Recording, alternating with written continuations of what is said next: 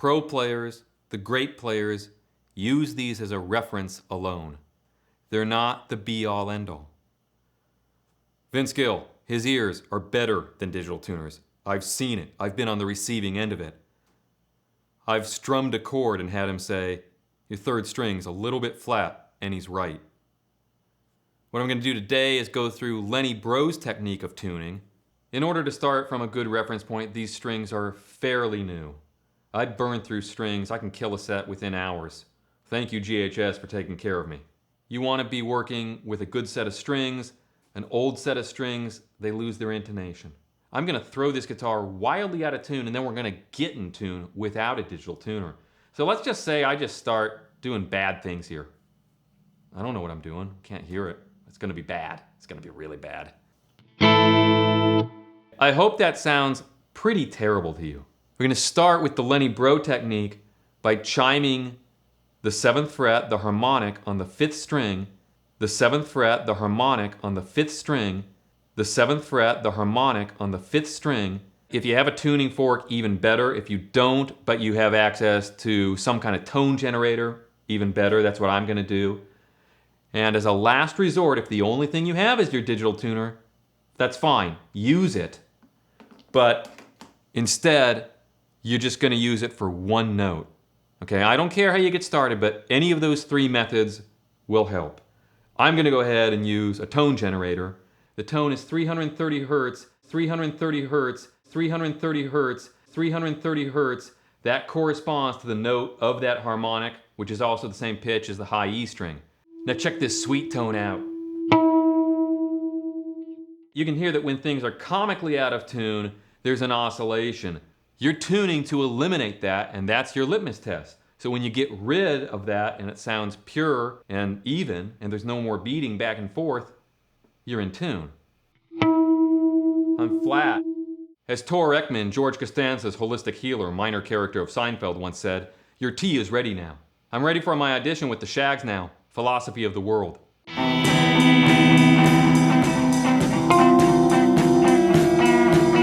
Check these sweet tones out.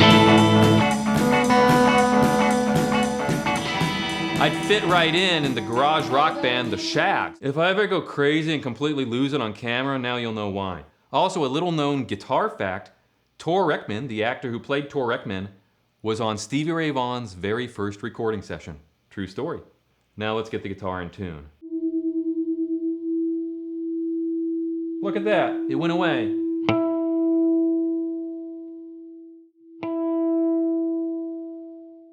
I'm going to double check with an electronic tuner. Dead on. So Lenny's tuning technique is as follows. Chime the low 6th string at the 5th fret with the harmonic against this in-tune note that we have gotten perfectly in tune at the 7th fret harmonic of the 5th string.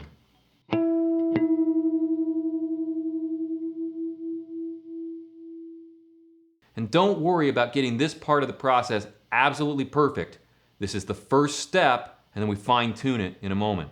Now that the bottom 2 strings are in tune, we're going to chime the 5th fret of the 5th string against the 7th fret of the 4th string. To throw a little bit of my own inspiration into the mix, I also find that it helps when you come up to the pitch rather than down to it. So I like to go, if it's sharp, under and then back up. Then we'll chime the 5th fret on the 4th string, the harmonic, against the 7th fret on the 3rd string.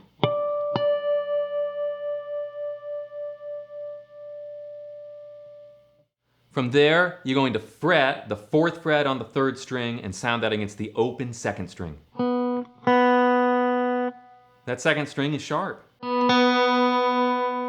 Ow, that's a horrible sound. I do frequently, when something is out of tune, I'll say ow, because for me it hurts. Something else, if you want to completely go over the top, and just file this away in the back of your mind, don't mess around with it today, but keep it in the back of your mind. Eric Johnson is not off the deep end. People think he is. I've heard Vince talk about basically the same thing. This distance here in the fret is a very wide distance, comparatively speaking. Eric talks about pretty much where your finger is and the way that the finger contacts the string has a lot to do with how in tune you sound. Eric calls it precise finger placement. I think he teaches it on the second volume of Total Electric Guitar. Eric's influence on my musical life could never be overstated, ever. When I was getting going, it was Clapton and Johnson, my two Erics. Those were the guitar players I wanted to be. Of course, then came Jimi Hendrix and Chet Atkins and Jeff Beck and Jerry Reed. From there, we're going to chime the 5th fret of the 2nd string, which is now in tune, against the 7th fret of the high E string. I hear a really sharp high E string. You'll find yourself making little small adjustments the better your ears get. Lenny says at this point, your guitar should be reasonably in tune, but now you're going to go ahead and you're going to fine-tune the thing. The fine-tuning process is chime the first note that you chimed when you began this process, the 7th fret on the 5th string. Compare that to the open E string, just played plain.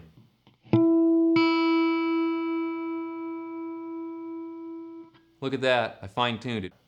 Then you're going to chime the 7th fret on the 6th string, the low E string, against the 2nd string open.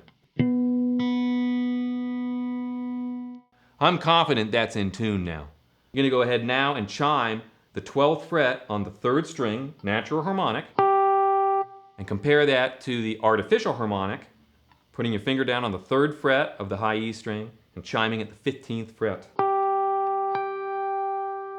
From there, you're going to go to the 12th fret on the 4th string against the 15th fret artificial harmonic on the 2nd string.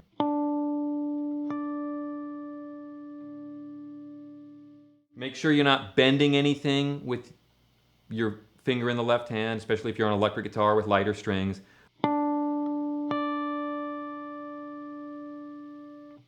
Close enough for rock and roll. From there, you're going to go 12th fret harmonic on the 5th string against the artificial harmonic on the 3rd string. That'll be finger on the 2nd fret, artificial harmonic on the 14th. At that point, you're fine-tuned. So I should have a pretty in-tune guitar at this point. If I don't, then there's something else going on, something wrong at the bridge, something wrong at the nut, too much fret wear, something else that's causing the lack of intonation. But that process, and memorize it, it'll get your guitar really in tune.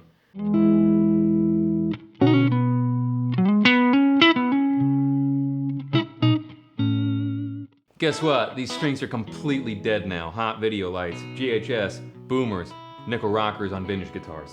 Another thing to listen for is overdrive and distortion. Like if I dial in more distortion and you hit a chord, you want to listen for it to ring out nice and true.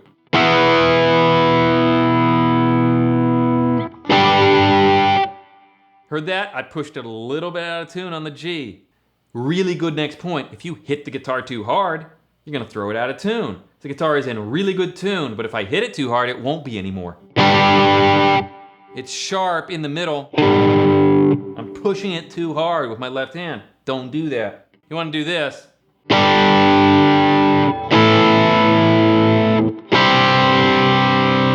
I think the distortion, the dirt, the grunge of it even, has more power when the guitar is perfectly in tune. And of course, so does lead playing.